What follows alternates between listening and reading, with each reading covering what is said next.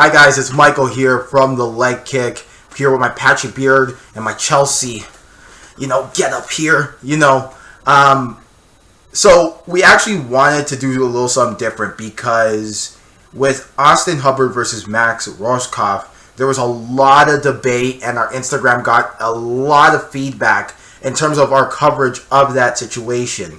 So I want to actually react to a statement that a fan sent to us, and it's in regards to Max Rohskopf defending his decision, or not defending his decision, I don't know yet, about why he refused to stop the match when Max Rohskopf asked him 9 times to do so. So we're gonna take a look at it together and react to it. It'll be kind of in the bottom right or bottom left, depending on, I don't know yet. We'll figure that out in post. But yeah, this video is just a reaction video to the whole thing. So I'm going to go ahead and play the video.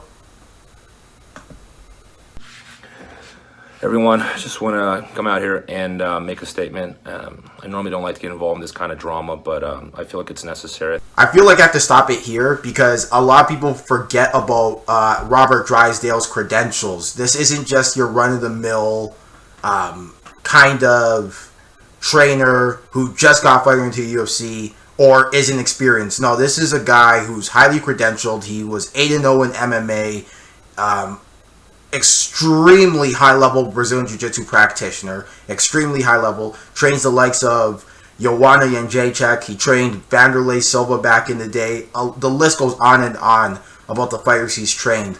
So before we even go further, I think we should mention that Robert Drysdale is nothing to sneeze at. He's a legit competitor. I feel like it's necessary. I think I want to show support for my fighter and give my version of events. Obviously, I think that the first mistake, going in there was 5 days notice. It was a very short notice fight coming out of quarantine straight into making our debut in the UFC. That's not easy in itself. So another thing is that, they took the fight on 5 days notice, and Max is 6'1", and he has to fight at 155 pounds. Well, he doesn't have to, but the fight was at 155 pounds. So just taking that in, he probably has to cut a lot of weight in 5 days, and it's just 5 days notice for a guy you're not really watching tape on, you're not really watching film, and not really prepared for. Meanwhile, the guy is kind of prepared for a similar style of yours in Joe Solecki, who actually pulled out of the fight to give Max Rohskopf the chance to fight in the UFC. Anyway, let's keep going. There was a problem of overconfident about what Max can do in there, and I still believe in him. I think he has the potential to be one of the greats. That hasn't changed at all, but I think we were a little overconfident, and that led to a tactical mistake. The tactical mistake of him trying to finish his opponent very quickly in the first round like he normally does. And it was not something that, I think it worked against us, and that led to another mistake, which was him gassing out, which led to something else, which led to him breaking mentally. Max is not a quitter. So I think this is a point that I made in the past episode, is that it was a very high-paced first round. A very high-paced first round. And so I kind of made the point, and I think a lot of people took it as me kind of disparaging him, and that's not to disparage him, but the fact of the matter is, I don't even think Tony Ferguson could keep up the pace that Max was putting on Austin Hubbard in that first round. So take with that what you will, but that led to him gassing out, and when you're exhausted, it makes cowards of us all. Of us all. Keep that in mind. Of us all. So, yeah. He is a champion. I have no doubts about that, but he was very frustrated. I stand by what I did. I gave him the mental push that he needed. I would expect the exact same thing from him if he were in my shoes, or any of my coaches for that matter. Like, I expect nothing but greatness from the people around me. And if they're critiquing me, that's love. That's true love. It's the only way to, show you care for someone is to make sure that they're being given the best version of themselves. Had he been seriously injured, I would have been the first one to stop that fight. I would have stopped that fight before anyone else. No one cares about him more than I do, other than his immediate family. Okay, so I'm going to stop it there and just kind of mention something here. He mentions kind of if he was seriously injured, or if he knows they took some damage. And I think this is kind of the point here, is that just like Rob, I didn't really see any damage, kind of, or visible damage, but Stefano made the incredibly astute point, and David also made that point too, of you don't really know what's going on, right? You don't know if there's some sort of weird injury taking place, but it looks like through this video, it doesn't look like there's any kind of sort of injury apparent, but we're still a minute and a half in of the video, so I'll let Rob kind of take place. Should I call him Rob? Robert? You know, he goes by Robert. I'll call him by his family name. You know, he's been living with me for 2 years. I've been putting, you know, the last 3 years of my life, I put a lot of time and energy into Max, and it doesn't change how I feel about him, but I know him, and I know that he wasn't seriously hurt. I know he was not in harm's way. He was just frustrated, and I was trying to give him push to make sure that he overcame that frustration, because I still believe he could have won the fight. I felt he won the first round. I don't see how he lost the first round. He definitely lost the second, and I think he thought he could have turned it the third. You know, even if not in an exciting manner, he could have won a decision, and that's what I was trying to get him to do. If you pay close attention, I did call the fight at the very last second. I did the right thing.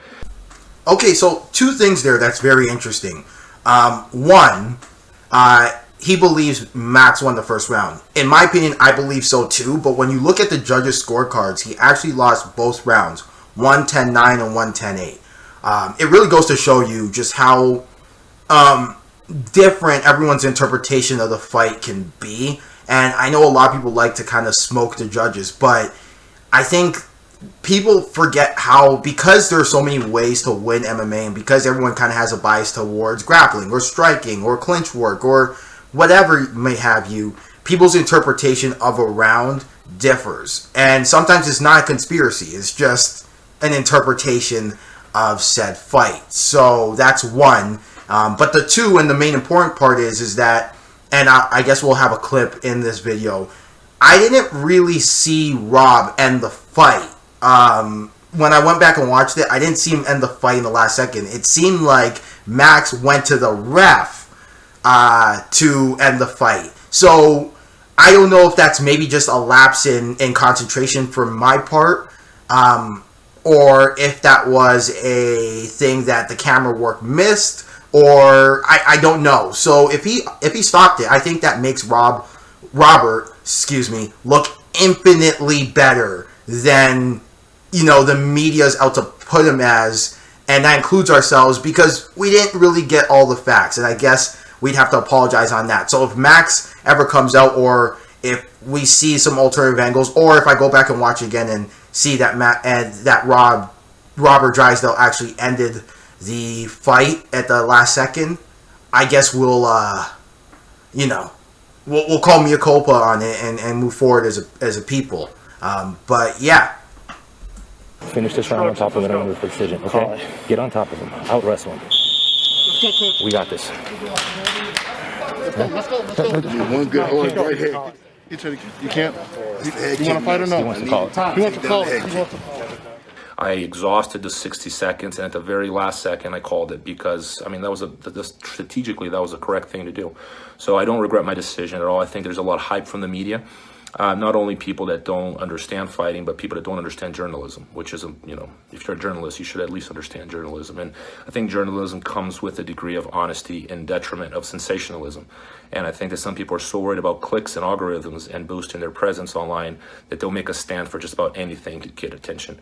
I despise that position. I think that you should stand by what you, by some code of ethics that, you know, I don't see in journalism today.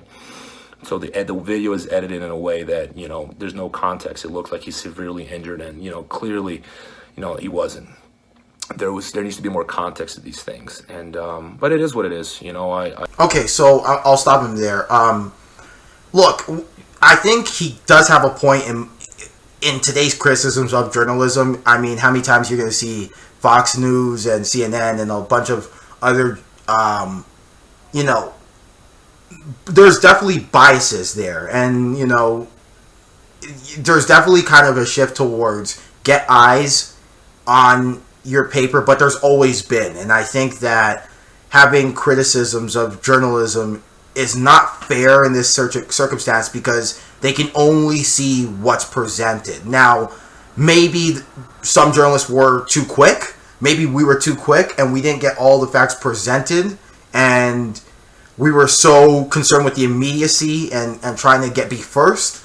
I could definitely hear that argument. But again, that's always been an issue, right? That's not a today issue. That's not a 1914 issue.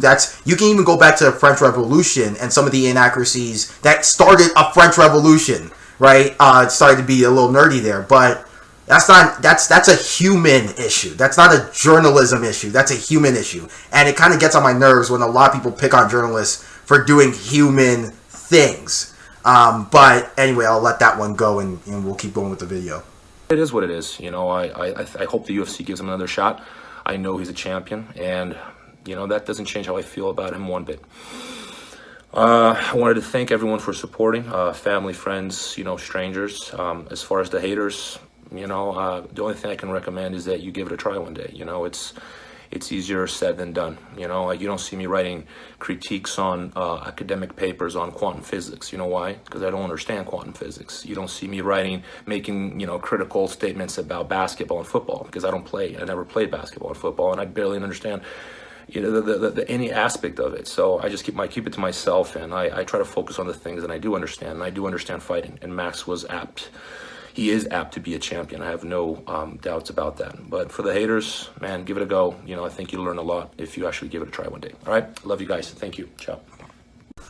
Okay, so that was the video about Drysdale. I guess my final thoughts on it is that we'll take a look and see if he did call it at the last second. What he did at the last second there is very interesting, and I think that if he did, then this is a completely different story in my opinion.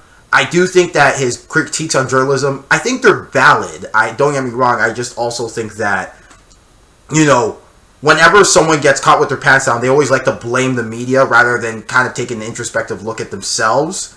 And I do think that they're valid in the sense that they are human things, but they're not... It's not a today issue. I just think a lot of people reduce it to a today thing because it's fun and it's sexy to say that. Other than that, I think that I actually kind of sort of agree with him a little bit. I think that we didn't see too much tremendous damage if you do watch the fight, or something that would have given that away. And it doesn't look like, hearing about it in the post-fight, that he had any severe injury, whether it was, you know, a neck injury or something of that nature. So, given that, I think that it's not wise to put all the blame on Drysdale for not listening. It's just kind of, it is what it is. But yeah, I think at the end of the day, Max Rohskopf is just a little too inexperienced to be in the UFC. He has a promising career if he can get past this. And I think Robert Drysdale believes in that too as well. So it's going to be interesting to see. And by the way, I would love to welcome Robert Drysdale or Max Rohskopf to come onto the leg kick and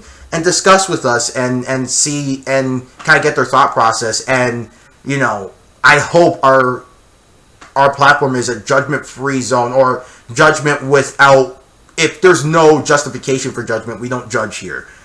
Especially when it comes to fighters who do it. So that's the end of the video. Thanks for watching, and thanks for being a part of the Leg Kick crew. Like and subscribe, and please click that bell to get notifications. We're still growing and we need your support. Peace.